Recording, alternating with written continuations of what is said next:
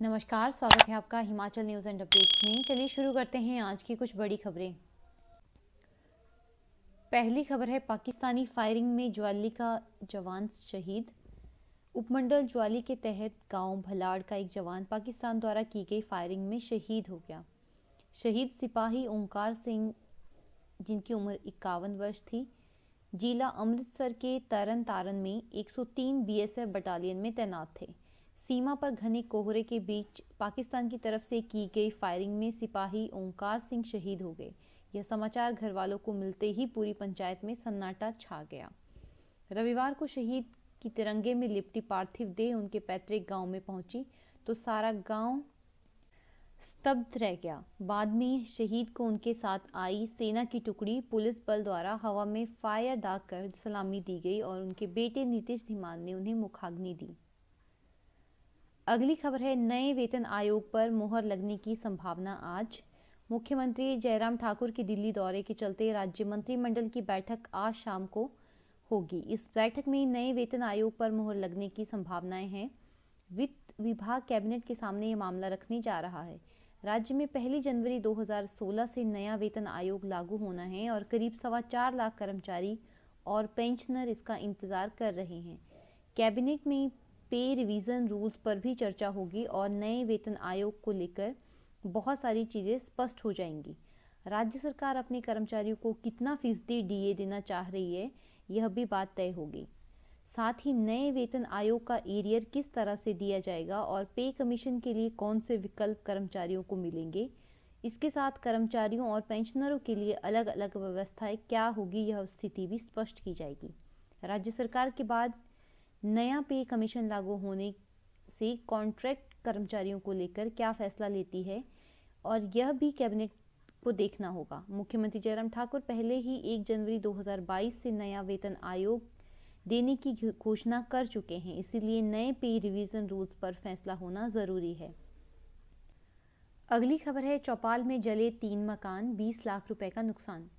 उपमंडल चौपाल में आगजनी की घटनाएं थमने का नाम ही नहीं ले रही। रविवार दोपहर अग्निकांड में उपमंडल के तहसील मुख्यालय लालपानी में 3 परिवार बेघर होकर कड़कती ठंड के बीच खुले आसमान के नीचे आ गए हैं। जिस समय यह घटना पेश आई उस समय तीनों घरों के सदस्य किसी रिश्तेदार के घर शोक प्रकट करने गए थे। घटना की सूचना मिलने पर जब वह अपने घर वापस पहुंचे तब देखा कि वहां पर उनकी जीवन भर की जमा पूंजी आग की ढेर में तब्दील हो चुकी है। हालांकि अभी तक आग के कारण का पता नहीं चल पाया है। अग्निकांड की इस घटना में प्रभावित परिवार के पास कपड़ों के अलावा कुछ भी नहीं बचा। आरंभिक जांच में 20 लाख रुपए का नुकसान का अनुमान लगाया जा रहा है। एसडीएम चौपाल चैत सिंह ने बताया कि प्रशासन की तरफ से राजस्व विभाग की टीम को मौके पर भेज दिया है और नुकसान की रिपोर्ट तैयार की जा रही है। सड़क से घर दूर होने के कारण दमकल विभाग की गाड़ी भी नहीं पहुंच पाई।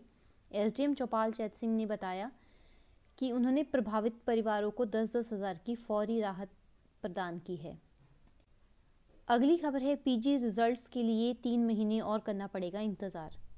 प्रदेश में पीजी कक्षाओं के छात्रों को रिजल्ट के लिए अभी 3 महीने का इंतजार करना होगा। हिमाचल प्रदेश विश्वविद्यालय की ओर से रिजल्ट को तैयार करने की प्रक्रिया जारी है, लेकिन इसमें अभी 3 महीने का समय लगेगा। कारण यह है कि एचपीयू की ओर से नए ईआरपी स्कैनिंग सिस्टम के तहत इस बार पेपर चेक किए जा रहे हैं। इसमें 2 से 3 माह का समय लगेगा।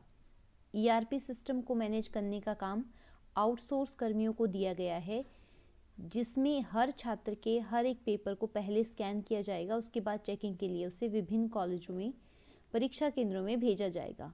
अभी तक केवल 40,000 ही पेपर चेक हो पाए हैं और करीब 3 लाख पेपर चेक होना बाकी है। ऐसे में साफ है कि पीजी की विधाओं के लिए जो छात्र रिजल्ट का इंतजार कर रहे हैं उन्हें अभी और इंतजार करना होगा। अगली खबर है, पीस मील वर्करों की हड़ताल खत्म। पीस मील वर्कर 21 दिन तक हड़ताल के बाद काम पर लौट आए हैं। वर्कशॉप के तकनीकी कर्मचारियों ने भी 2 घंटे हड़ताल करने का फैसला वापस ले लिया है। निगम प्रबंधन को इसकी सूचना दी गई है।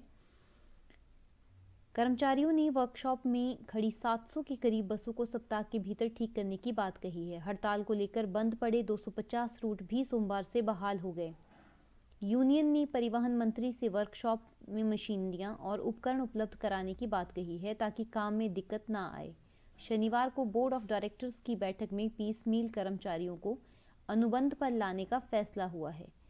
खाली पदों के हिसाब से पीस मील वर्करों को लाभ दिया जाएगा। वर्तमान में ऐसे 755 पीस मील वर्कर पात्र होंगे।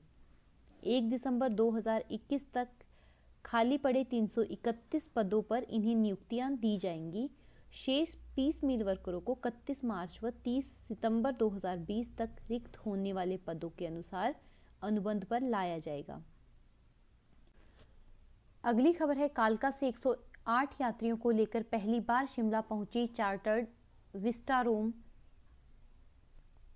कालका शिमला हेरिटेज रेलवे ट्रैक से होकर रविवार को पहली बार चार्टर्ड ट्रेन शिमला पहुंची। चंडीगढ़ के दिल से साइकिलिंग ग्रुप ने Indian railway catering and tourism corporation limited IRCTC के जरिए करीब 2,15,000 में यह पूरी ट्रेन बुक करवाई थी।